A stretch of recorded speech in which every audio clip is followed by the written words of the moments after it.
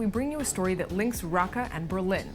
It began with what they call a small idea in a living room. Syrians from war-torn Raqqa campaigning against jihadist propaganda. It's a dangerous endeavor, to say the least, but one they believe is necessary to save their home.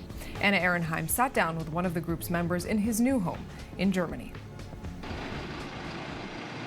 AbdAlaziz walks down the street in relative safety, but it's a far cry from the life he left behind. He made the grueling 3,628-kilometer journey from Raqqa, the de facto capital of the Islamic State group since 2014, to Berlin. After the breakout of the civil war, Raqqa first fell to the Free Syrian Army and other rebel groups, which kicked out forces loyal to President Bashar al-Assad. AbdAlaziz remembers the spirit of hope at the time. It was the best time when the Free Syrian Army controlled the city, so we were able to do whatever we want. If I saw something wrong, I can go to the street with people demonstrating to say that thing is wrong. So we were able to change everything until ISIS came. Following clashes with the Free Syrian Army, IS took over Raqqa 2 years ago. That is when AbdAlaziz fled. But his fight has not ended. I was so angry when I was googling anything about my city, and I was watching and reading only ISIS propaganda. We started to be the voice of the city. We were able to go to everywhere to tell our story, the suffering of the people. Back in Raqqa, all opposition to the terror group, including independent media, was silenced, either by the sword, the bullet, or the mere threat of execution. Today, Al-Hamza is part of a group of 70 activists, most of which are still in Raqqa, trying to create dissent within the population of the city against the jihadist group. Operating an online campaign called Raqqa is being slaughtered silently, they document what life is like under IS rule. A number of members, as well as their relatives, have paid with their lives. Now, the mere mention of the name of Raqqa as being slaughtered silently has become a crime punishable by death. The group has won many awards for its work, but that's not the life that Al-Hamza wanted. Before the war, he was studying biochemistry with the hope of one day becoming a pharmacist. When we started the revolution, we were asking for freedom, so we didn't ask for this group to come to our city, to our country, to have someone from outside, from abroad, to come to your city and to change everything and to force you what to do and what not to do. Because when ISIS first came to Raqqa, they started to shock the civilians, they started the execution, the kidnap, the human rights violations, to tell the people, the civilians, if you will do any mistake, we will send you to the death. Al-Hamza became known as an activist in the city and was on IS's radar. He came to my house looking for me. Fortunately, I was not there, so I was not able to back home to my house. So I stayed in my friend's house for 2 days until I got an ID for a friend of mine. He looks like me, and by this ID, I was able to escape to Turkey.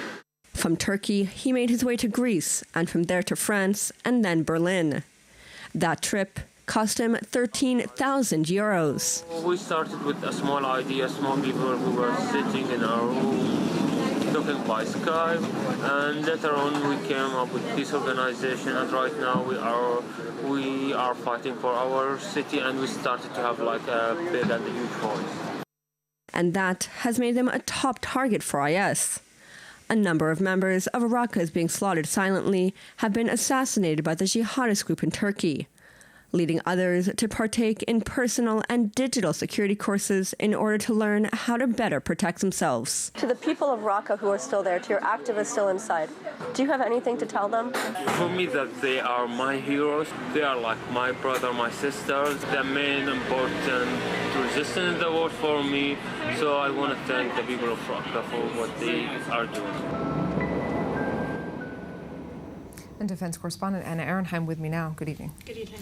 So even from Berlin, you reference it in the report, even from Berlin, a very dangerous project that they're undergoing, fighting IS. Yeah, and he's only one of the several members. There are, like I said in the report, at least 6 who have been assassinated by the Islamic State, most of them in Turkey. There was one that was shot in broad daylight in the city of Gaziantep on the border of Turkey and Syria. There were 2 that were beheaded One was an activist, one was a friend of all the members, but just not active exactly in the group.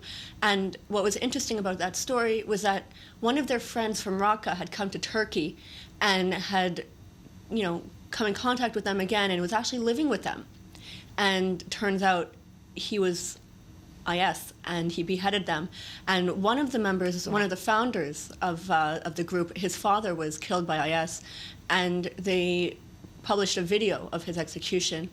And AbdAlaziz told me how hard it was for him to watch it, and how he didn't want his friend to watch his father get murdered, but he said, no, I have to watch it. I have to see my father. And they're still doing this work. They're still doing this work. At the same time, there is some criticism about what Yes, they're doing yeah. outside of ISIS. Yes, there are, as it is in any war zone, we are not 100% sure of every story that comes out. There are dozens of people who say, well, why did they flee IS? Why did they flee Syria? Why didn't they stay there and fight IS?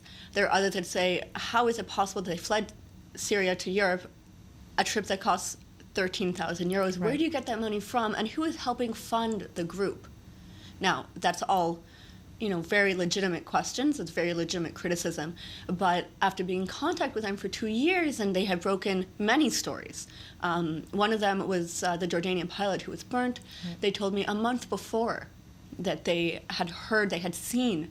A month before the video came out. Exactly. They had seen Islamic State members celebrating and saying, we burnt him, we burnt him. And then the video came out a month later. One of many millions of stories coming out of the Syrian war. Anna Ehrenheim, thanks very much for bringing this to us. And